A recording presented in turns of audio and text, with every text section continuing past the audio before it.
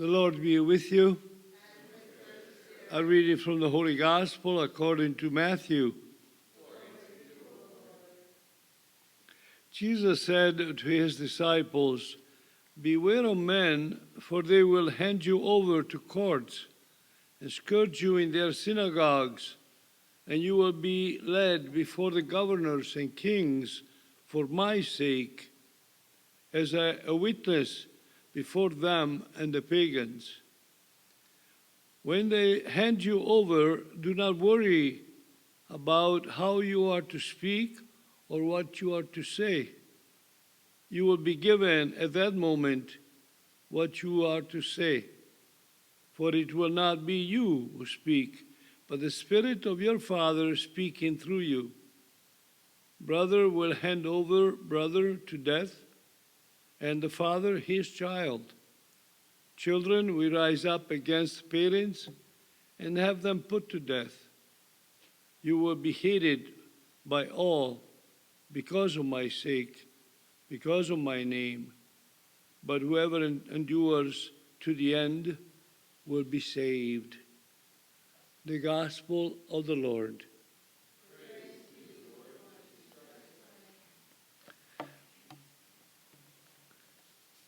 As we celebrate the birth of Christ, now we celebrate the faith of those who believe in him.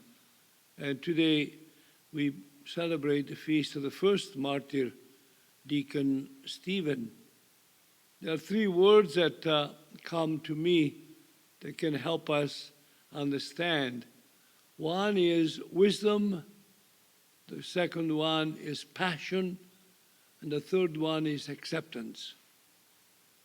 Also the gospel, but also first reading, remind us that the person who is following God will be filled with his Spirit. And it will be the Spirit of God who will suggest what to say, how to say it, but also to have that passion to proclaim the message of Christ. But of course, willing to accept the consequences. And so we see Stephen, who is a follower of Christ, and he is proclaiming that Christ is the Son of God. He has died on the cross, but he has risen. And he says he contemplates his glory at the right hand of the Father. And so that's the proclamation of the glory who had died, but he's risen, and he is with God.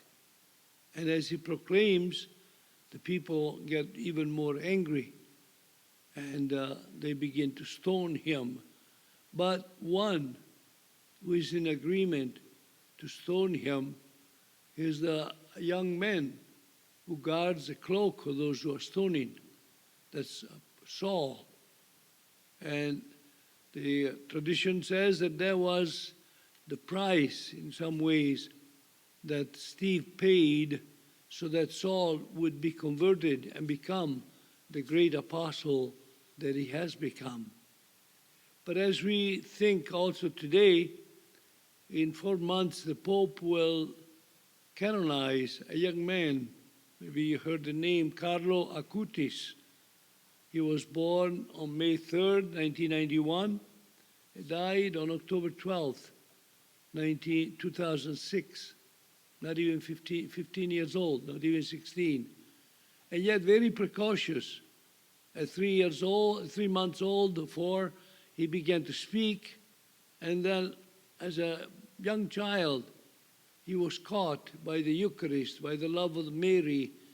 And when his grandfather died, he must have been 3 or 4, and the grandfather said, "Pray for me after I die."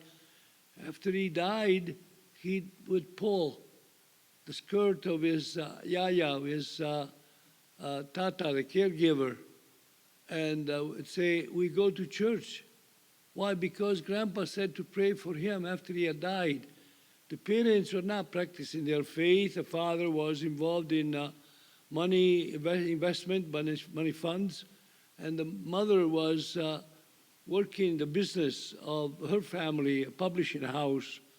And so the care was given of this boy to the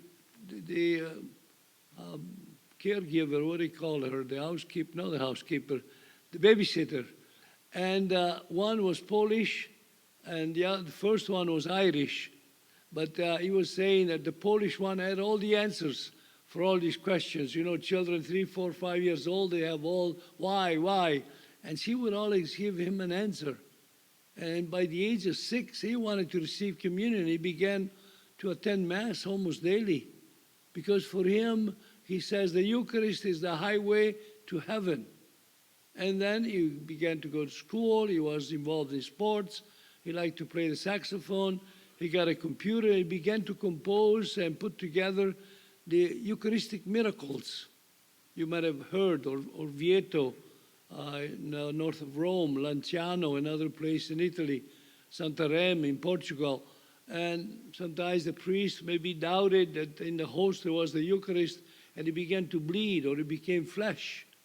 And we still have those relics, 1242, 1200. So after 6, 7, 800 years, they are still kept as relics of Eucharistic miracles. And then he could put together the apparitions of Our Lady, Guadalupe, 1531, Lourdes, 1858, Fatima, 1917. And after he died, they found all these things in his computer, and they began to present them in parishes, in groups. And when he died, he wanted to be buried in the Basilica of Our Lady of the Angels, the church which is not Francis or Clare, but is where Francis died in Assisi. And he died very quickly. October 1st, 2006, he felt like a sore throat. He went to the doctor, took a syrup and this medicine, but the next day or 2 days later, the mom noticed that there was no change, so she brought him to another doctor. He said, well, let's do from blood test, leukemia. And they brought him to the hospital, and he said to his mom, we go in now, but I will not come out of this hospital alive. And the mother was surprised, but sure enough, on October 12th, 2006. And when there was the funeral, it's all kinds of people. The mom says, well, are they coming? This boy was going to school and taking a sandwich, put it in his pocket and give it to a homeless. He would get a pair of shoes and he would give them to a classmate who was poor. He says, I don't need this. Or he would pull his mom and say, let's go and buy some blankets. The people are cold and they live on the street. So there was a great generosity and a great attention to the poor. And so all the poor, when they heard he had died, they went to his funeral. So the reality of Stephen is still alive with us, and we ask that we too, in our simplicity, in our faith, we be filled with wisdom, be passionate about our faith, and be willing to accept the price. At times, people laugh at us, or sometimes we ourselves feel a little lazy and say, well, not today, or sufferings that come our way, to know that it's worth it.